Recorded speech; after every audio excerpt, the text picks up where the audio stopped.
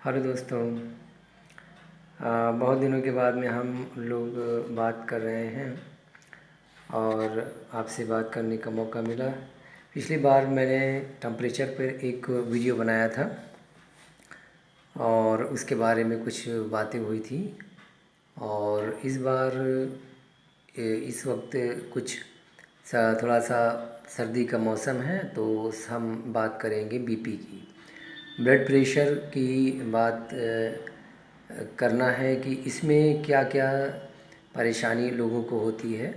और बहुत सारे वीडियो मैंने देखे अभी स्क्रॉल करके कि यूट्यूब पे बहुत सारे वीडियो पड़े हुए हैं कि बीपी 5 मिनट में कम करते करें, घरेलू नुस्खे से कम करें, और दवा क्या असर करती है, कैसे नहीं असर करती, ये सब है उसमें, बहुत सारे पड़े हुए हैं।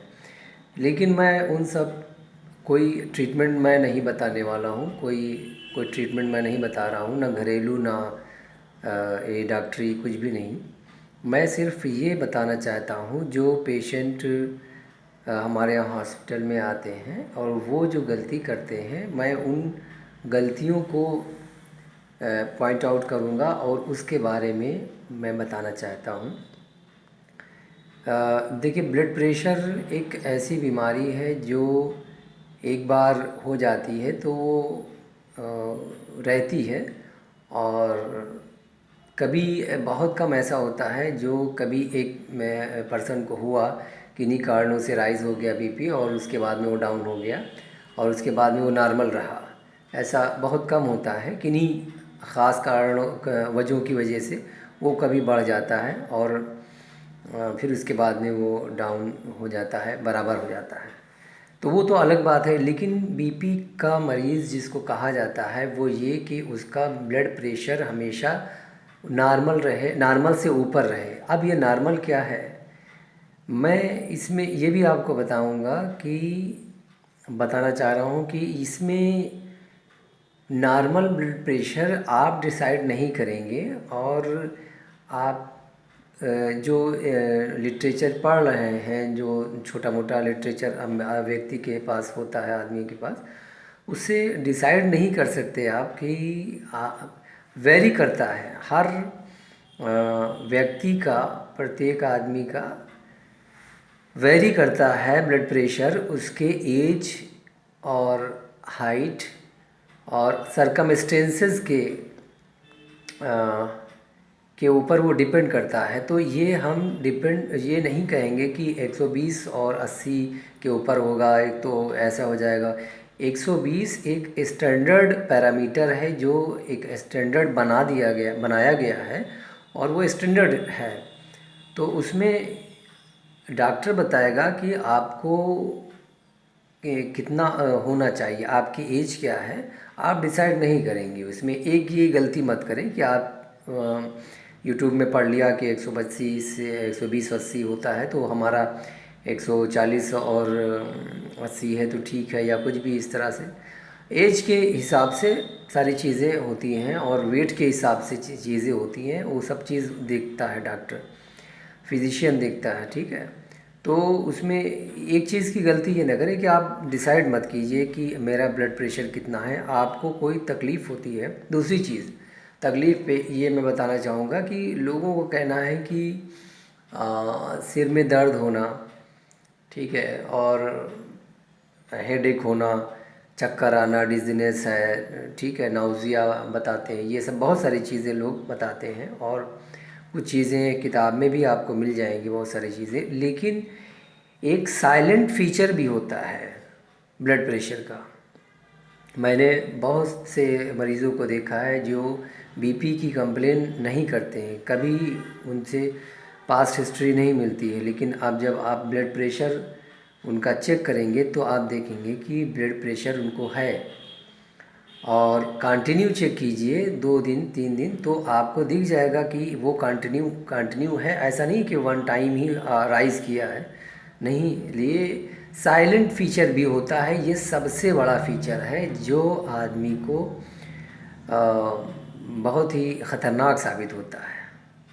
तो मैं ये कह रहा हूँ कि आप nausea, headache, dizziness, restlessness, heart dyspnoea, ये सब चीज़ें बहुत ज़्यादा आप उसके बारे में मत सोचिए। आप डॉक्टर को दिखाएं अगर कोई ऐसी दिक्कत है, और बीच बीच में अपना चेकअप कराते रहें। ये चीज़ बहुत ख़ास चीज़ होती है, ठीक है। अच्छा, तीसरी चीज़ ये है कि जब ब्लड प्रेशर का मरीज़ किसी डॉक्टर के पास जाता है दिखाने, या अपने डॉक्टर को फॉलोअप में जाता है, रूटीन विज़िट पे जाता है दिखाने, तो वो उस दिन दवा खा के नहीं आता है। ये बहुत बड़ी चीज़ है। और वो कहता है कि मुझे दिखाना था, इस वजह से मैं दवा खा के नहीं आया हूँ। तो ये गलती मत करें, बिल्कुल ये गलती मत करें कि आप ये दवा खा के नहीं आया हूँ क्योंकि दिखाना था। नहीं, आप रूटीनली अपनी सारी दवा खाएंगे और डॉक्टर चेक करेगा कि हमारी जो दवाई है, जो डोज़ है, वो डोज़ के ऊपर उसके बाद में आपका बीपी कितना है।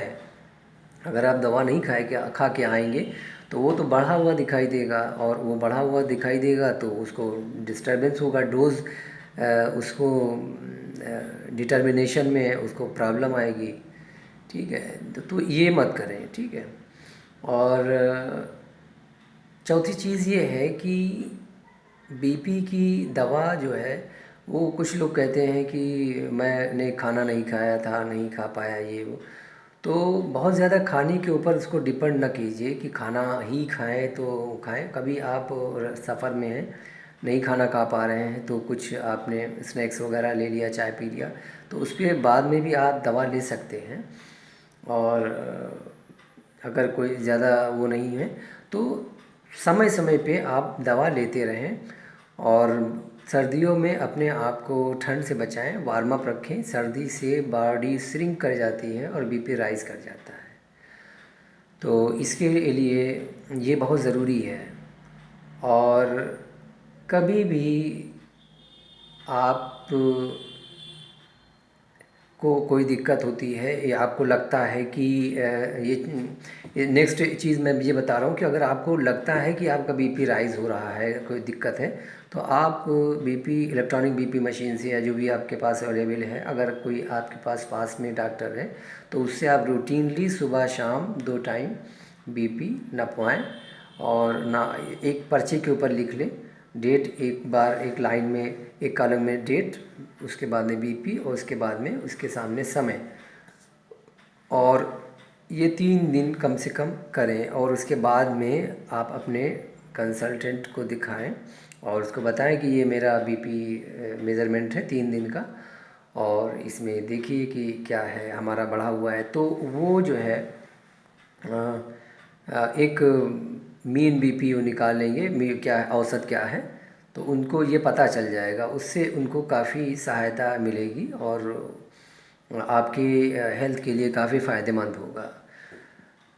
तो अभी इस वीडियो में इतना ही। अगर इससे रिलेटेड कोई और भी चीज़ें आपको पूछनी हो तो वो पूछें। और घरेलू, नेक्स्ट चीज़ मैं ये चलते चलते बताना चाहता हूँ कि घरेलू कोई भी नुस्खा मेरी जानकारी में नहीं है, और प्लीज़ घरेलू नुस्खा आप ना आजमाएं।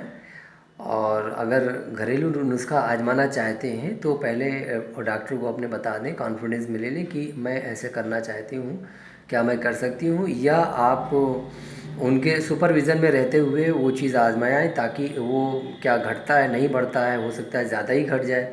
तो ये सब देखना उसका काम है डॉक्टर का, और वो देखता रहेगा। लेकिन उसको इन्फॉर्म करें कि भाई मैं ऐसा कर रहा हूँ, ठीक है। तो घरेलू नुस्खा या बाहर की कोई और भी अपने मन से दवा मत करें, ठीक है।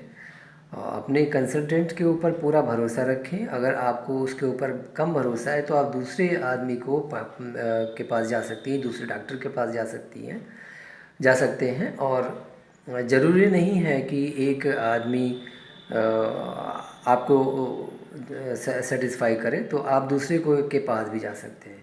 तो इस वीडियो में इतना ही। अगर आपको बीपी के बारे में और कोई जानकारी चाहें तो कमेंट करके मुझसे पूछ सकते हैं। मैं कोशिश करूँगा कि उसको मैं आप लोगों तक पहुँचाऊँ। और मेरे वीडियोज़ को आप लोग लाइक करें, शेयर करें। Thank you very much.